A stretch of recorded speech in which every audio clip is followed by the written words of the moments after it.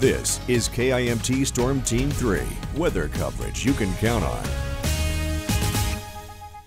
Meteorologist Sarah Knox has your forecast for the 4th of July. Now, unfortunately, you are going to have to pay a little close attention to the forecast because we do have the chance for some storms tomorrow. Yes, we do, and they could be potentially severe storms, too. A lot of us are still looking at that level 2 out of 5 risk.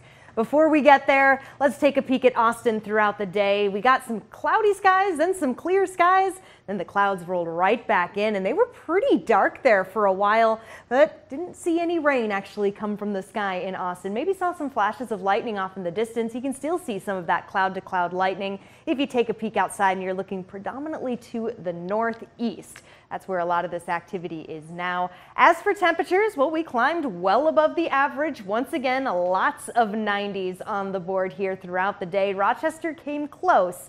88 degrees alongside Dodge Center there. We got 90 in Albert Lea, Preston, Mason City, Austin, Fairmont, Algona, Mankato, Winona, and La Crosse hitting 94. And I didn't forget you, Owatonna, 91 as well. So lots of 90s there. It was very warm.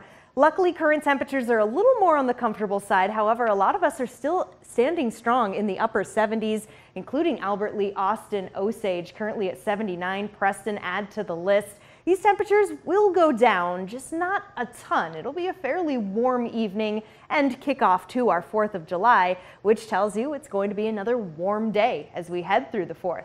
Now, satellite and radar is pretty busy. As mentioned, if you're looking a little further to the north and the northeast, you're seeing a lot of that lightning. These clouds have quite a bit of energy in them as a cold front continues to push a lot of this activity our way. Rochester probably going to see a little bit of this rainfall begin to fall here shortly.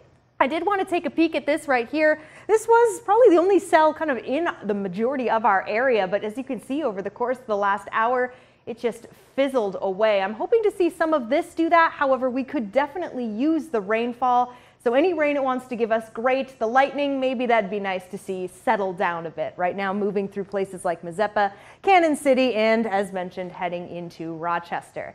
Now, zooming things out, I'll show you the front that is responsible for bringing this storm chances, but this is not the one that will be responsible for tomorrow. No, that one is still developing a little further on to the north, and it's going to start moving fast. And as it does, playing along with this one right here, that's what's going to cause this right here, that severe weather risk. All of us, or almost all of us, still in the yellow. That's the level 2 of 5 risk, which means scattered severe storms will be possible as we head into our Tuesday afternoon and evening. Unfortunately, a lot of us could be outdoors during this time.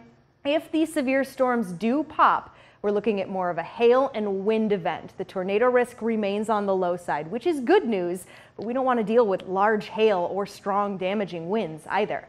Now let's time it all out. Pushing time forward here on Sky Tracker, we can see the rest of this evening not looking too bad, although we are seeing still those storms a little further to the north. Now we're here around 10 a.m. on Tuesday. Not a bad way to start off the day. Some cloudy skies here or there. Where the sunshine gets through will get a little warmer, even as we come into the early afternoon. Not much to worry about, but 6 p.m. rolls around and here we go. We start to see a lot of these storms begin to pop up as they do during the summertime. 7 p.m. moving on to 8 p.m. We're seeing some of the deep reds in there as well. 9 p.m. into 10 p.m. Now, even though there may not be any rain seen in some of these areas, we're talking some scattered activity. So the model may be picking up on one central area, but we could be seeing it all over. So that being the case, I've been mentioning it for the last couple days. Download the KIMT Storm Team 3 weather app. It is going to be a fantastic tool. It's got a radar on there for you, and it will notify if lightning has been detected near you as well. It's also going to keep you up to date on the 7-day forecast, and as you can see, we'll be cooling down as that front not only brings us storms, but temperatures back in the 70s. Tyler. All right, Sarah.